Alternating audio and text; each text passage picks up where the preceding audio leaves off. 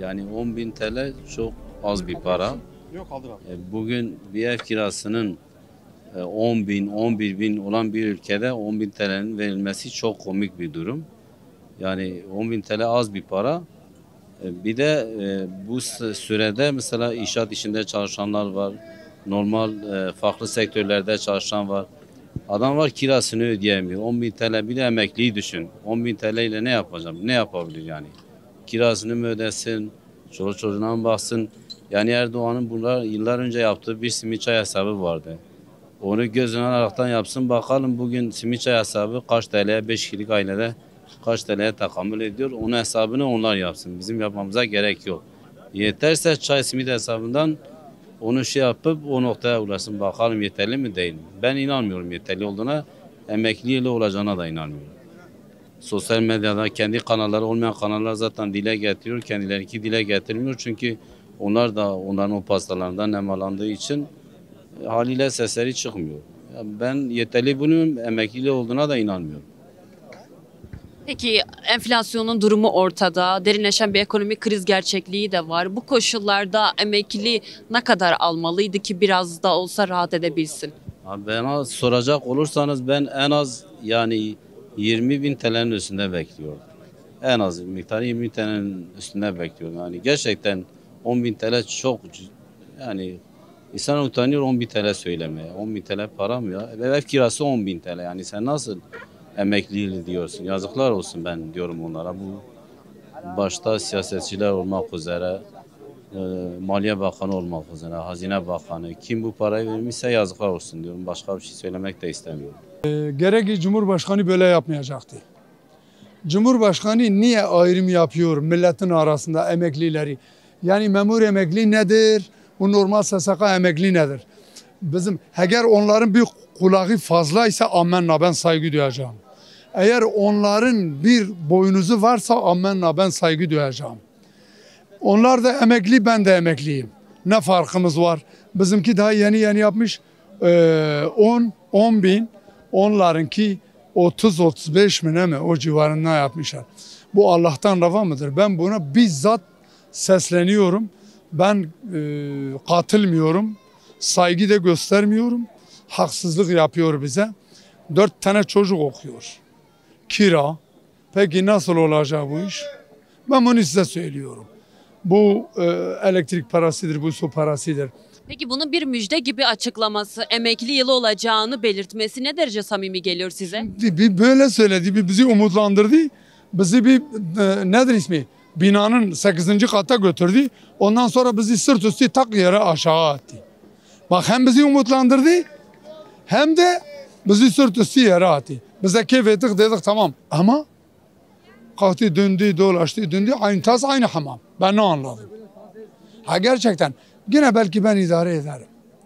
Ben belki şimdi çalışabilirim. Ama çalışmayan insanlar var. Ya insan bir dolaşması lazım. Tek taraflı düşünmemesi lazım. Yani ben genel konuşuyorum. Çoğu insanlar var vallahi öyle bir mağdurdur, öyle bir perişandır. Hiç sorma. Öyle ben bünyem kuvvetlidir, ben çalışırım. Ama böyle yapmaması lazım değil. Ben katılmıyorum. Onun görüşüne katılmıyorum. Bir halk olarak. Halk. Şimdi halk her devamlı üstündür. Bunu bilelim. Halk her devamlı üstündür. Bunu böyle yaptı. Her şeyi berbat etti. Her şeyi berbat etti. Abla emeklilerimiz yani alay alımcılarıyoruz. Gerçekten emeklilerimizin işi zor. Benim babam emekli. Hani ben sadece babam için söylemiyorum. Bütün vatandaşlarımız için söylüyorum. Yani abla buradan geçiyorlar böyle yüzleri asık, sağa sola bakıyorlar. Ne bir şey alabiliyorlar. Yani gerçekten ha bellidir ha bir insanın yüzüne baktığınız zaman anlayabilirsiniz. Doğru mudur? Mesela ben kendimden bahsedeyim. Evliyim, 2 tane çocuğum var. Abla ben sabah 8'de kalkıyorum, imalata gidiyorum, farklı bir iş yapıyorum. Akşam geliyorum, farklı bir iş yapıyorum. Niye? Onlara iyi bir gelecek sunmam için kendimi mahvetmem gerekiyor. Öyle midir abla? Niye abla? Yani yazık değil mi bana? Kendime söylüyorum. Benim gibi niceleri var. Bize yazık değil mi? Ne sosyal hayatımız var. Vallahi abla yok. Eşimle doğru gün çıkıp bir yere gezmeye vallahi çıkmamışız abla. Allah şahidim olsun. Bir iki abi eskiden iyiydi. Vallahi abla son 3-4 yıldır kör olan bir insan bile diyecek ki ya ekonomi kötüdür ya. Kör olan biri desin yani insan kör olması lazım yani ya. Kör olan biri diyecek ki vallahi ekonomi kötüdür. İyi diyenin Allah hakkımızı ona bırakmasın. Allah iyi diyene hakkımızı bırakmasın. Allah Recep Tayyip Erdoğan'ı da başımızdan eksik etsin inşallah. Ne olursa olsun abi gelsinler alsınlar sıkıntı yok ha. Yeter abla. Enflasyon yükselmiş yani yeter abla. Vallahi yeter. Bu yıl emeklileri ne bekliyor? Vallahi abla emekli biz olmuş arzız yani sokaklarda geziyoruz valla bir çay içemiyoruz.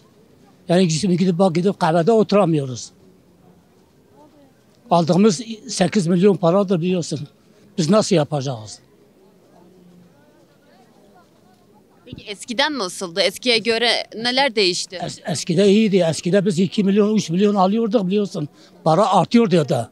Kira parasını veriyorduk, yiyorduk. Her şey kendimize alıyorduk. Bitmiyordu yani. Şimdi yani gidip bir yemek yiyorsun 300-400 milyon. Bir mont alıyorsun 10 milyon. Bir gömlek alıyorsun 1500'den aşağı değil. Her bir şey alınmıyor. Hayat çok zor olmuş. Ne ilan etmiş, emekli şeyini ilan etmiş. Değil 10 milyon yapmışım, 10 milyon da yapmamış. 9 milyon yapmış.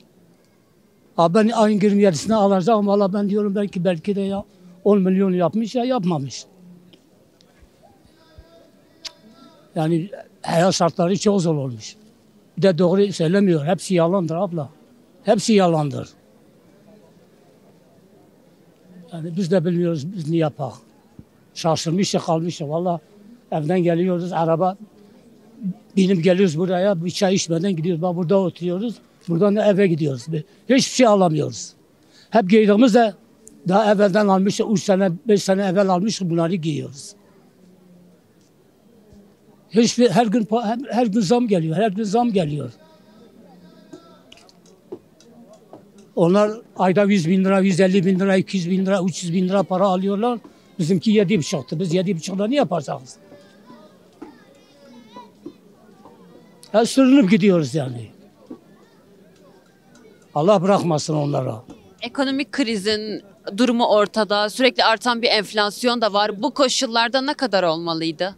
Yani bu koşullarda en azından asgari ücret kadar olaydı. Yani çok da mesela benim kendi evim var ama bazı emeklilerin evi de yoktur. Bir kira olmuş 7 bin 10 milyon olmuş. Nasıl geçinecek? Geçinmek çok zordur yani ya. Abla hepsi onlar yapıyorlar ha. Hepsi onlar kendi kendine yandaşlarına, akrabalarına biliyorsun. Ona oy verenlere kendi kendine onlar yiyorlar. Fakir fukarlara bir şey vermiyor.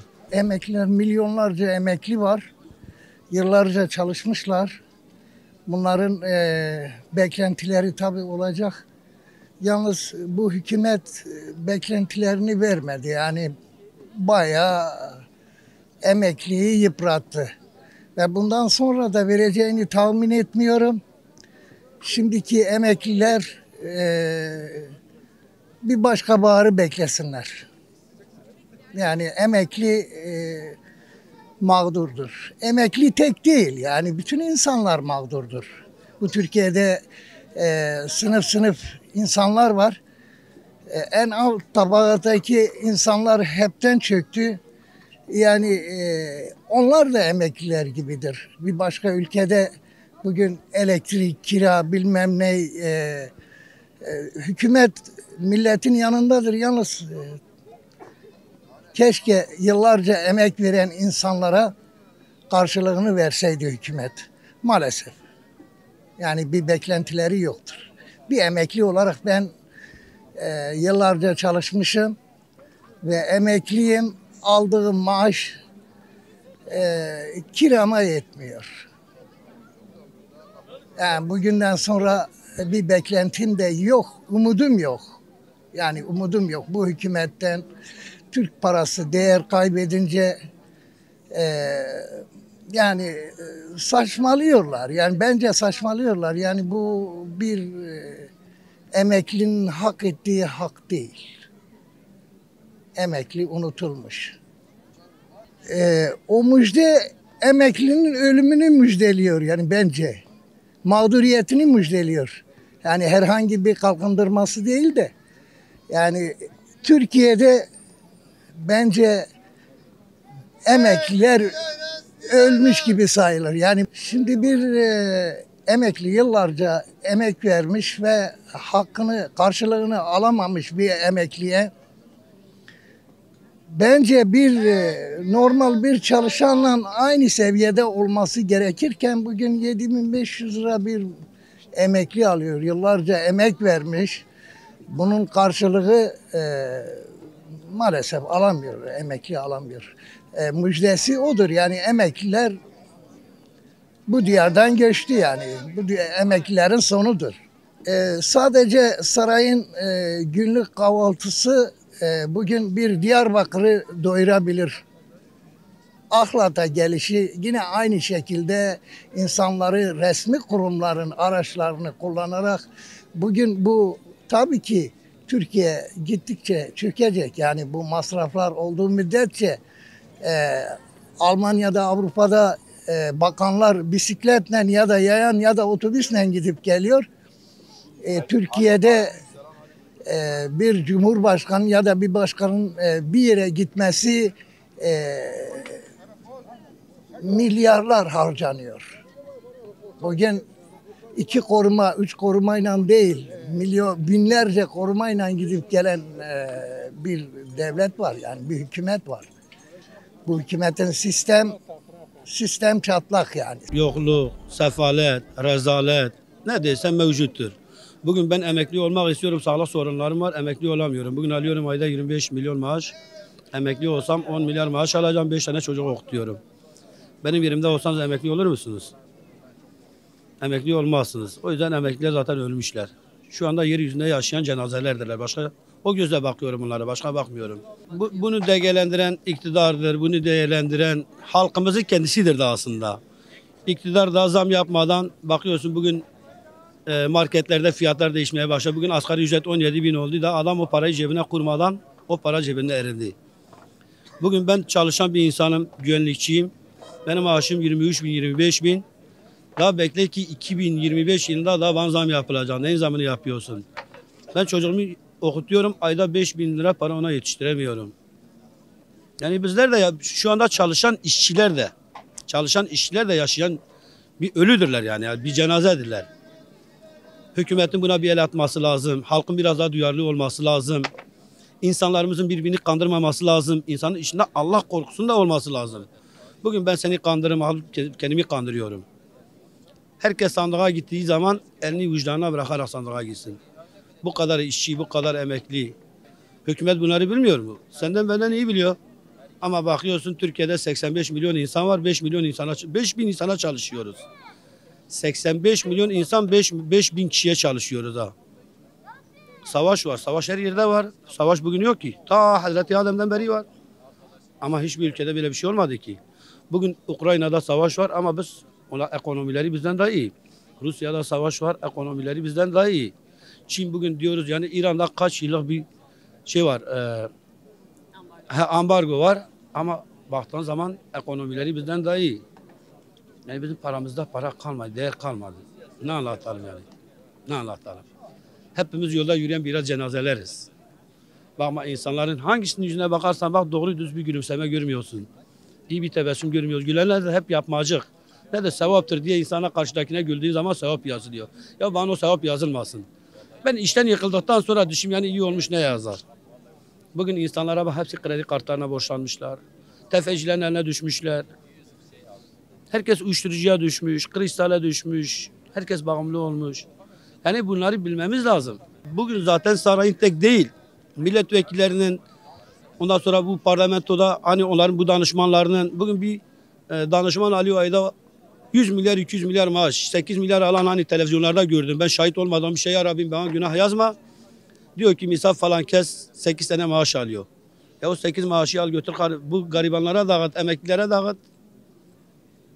O zaman emekli maaşı 15 binde olur, 20 binde olur. Yani saray tek değil ha. Bugün bütün hepsi için bugün bir örnek veriyorum. Bir vali yolda yürüdüğü zaman arkasında 100 tane polis gidiyor. Bunlar hepsi masraftır. Yakıtı masraftır. Yani hiç. Yetersiz. Gayet yetersiz. En azından 20 olsun ki insan bir ev kirası ödeyecek, 2 çocuk da okudursa onun dışında hiçbir şey kalmıyor. Soframıza hiçbir şey gelmiyor. Eti göremiyoruz, peyniri zaten göremiyoruz. Yumurtanın kolisi çıkmış 100 kaç liraya. Yani çok zor. Geçim zor olmuş. Verdiği para ne geliyor ki? Keşke vermeyeydi. Verdiği para onun kadarıyla bize tekrar geri alıyor. Yani zordur. Zor geçim yapıyor. Siz nasıl geçiminizi sağlıyorsunuz? Vallahi biraz zor, sıkıntılıdır. Hani biz bulamıyoruz yani. Bir kilo et oldu 4 milyon, 4-5 milyon oldu. Bir ekmek 15 milyondur. Ne bileyim, çok zor oldu ya vallahi. Eskiden daha iyiydi. Bu kadar zam yoktu. Bu kadar hayat pahalılığı şartları yoktu. Bir eve baksa bir ev kirası 15 milyar. Ya bir emekli adam nasıl emekli bir şey yapacak? Parasını verecek, nasıl çocuğunu okutacak, nasıl geçimini yapacak? Zor mesele. Allah yardım etsin bize hepimize. Bundan kaç sene önce mesela bir emekli köye geldiği zaman biz onu bir zengin gibi bir insan karşılıyorduk. İşte adam emeklidir, işte bilmem nerede yaşıyordur geldiği zaman gerçekten öyle. Ama şu anda ben mesela bir emekliyim. Kendimi bırak fakir, bırak gariban daha şey gibi yaşıyoruz yani. Yoksul bir aile çocuğu gibi yaşıyoruz yani. Bu emekli yılı mı oluyor? Nasıl bir emekliliği bu? Emekli bir adam nasıl olacak? Emekli bir adam emekli olduktan sonra artık ölümü bekliyor. Ve geçimini devlet tarafından karşılamasını bekliyor. İşte günübirlik gelecek burada diyelim çay oturur, bir yemek yer. Canı bir şey istese yer. Akşam eve giderken torunlarına mesela bir şey götürmesi lazım. Şimdi akşam eli boş gittiği zaman nasıl oluyor? Torunu kucağına alıp bir sevme gibi bir şey yok, bir şansı yok yani. 7.500 lira veya 10.000 lirayla. Mesela asgari ücret ne şeyler etiketler at yarışı gibi askeride bir zam geliyor bir bakmışsın ondan sonra bir adım önde ondan sonra ilan ettikten sonra sabah etiketler bu sefer yarışa giriyor 2 adım öne geçmiştir birini durdur o zaman askeride zam yapmasaydı 11.000 lirada kalsın kardeşim etikete de gitmesin sen madem ki Cumhurbaşkanısın madem ki her şey senin gücün yetiyor seni sadece şu 3 harfli marketlere gücün yetmiyor 3 harfli marketlere. İnsanları korkutmuş, herkese zindana atıyorsun, oraya atıyorsun, buraya atıyorsun. Kimse konuşmaya korkuyor. Millete gücü yetiyor, zenginlere de gücü yetsin.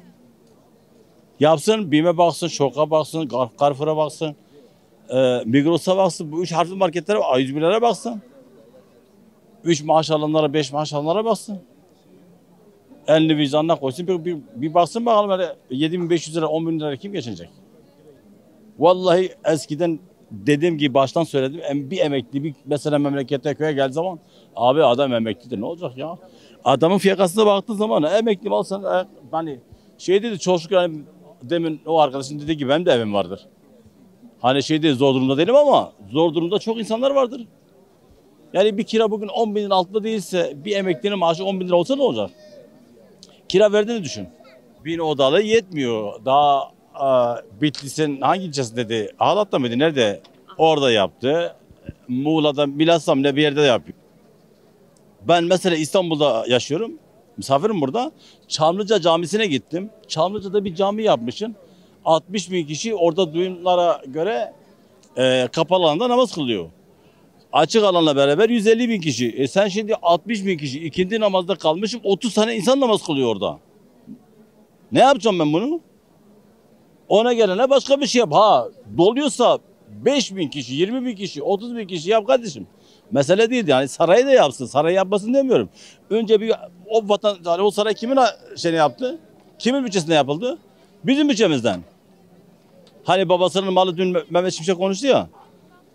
Tamam kimsenin babasının malı değil de tamam baş göz üstüne yapıyorsun. Milletin cebinde yapıyorsun. Önce bir millet bir rahat etsin. Sarayını da yap, hastaneni de yap, camini de yap, hastaneni de yap. Yani yap kardeşim bunlara biz kimse karşı değil ki. Sonuçta bize hizmet ediyordur. Ama ben yanın hayatla dolaşacaksam, ben aç dolaşacaksam ben camiyi ne yapacağım, hastaneyi ne yapacağım, sarayı ne yapacağım. Yani budur.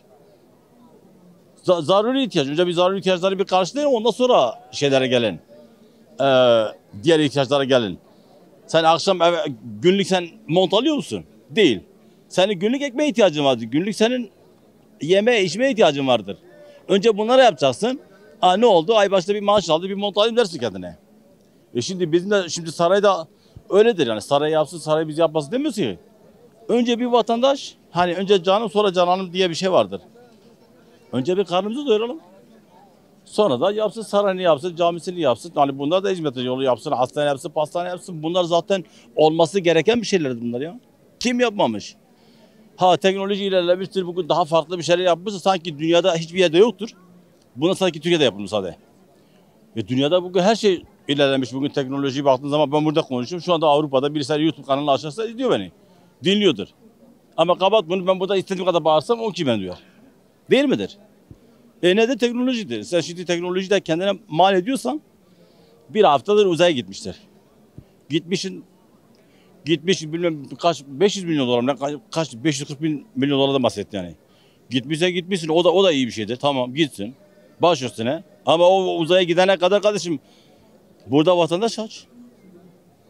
Valla diyeceğim bu kadar emeklinin senesi değil, emeklinin ezilme senesidir. Artık emekliler ezil olmuştur. Bir tane ata altın 14 bin lira. Emekli maaşı eskiden mesela 2 tane 3 tane cumhuriyet alınıyordu. 2-3 tane cumhuriyet bugün 14 çarpı 3 yaptığında 42 bin lira eder.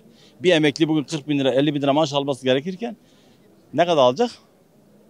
Kişiye 10 bin lira. 10 bin lira bir cumhuriyet alamazsın. 3 tane çeyrek de alamazsın.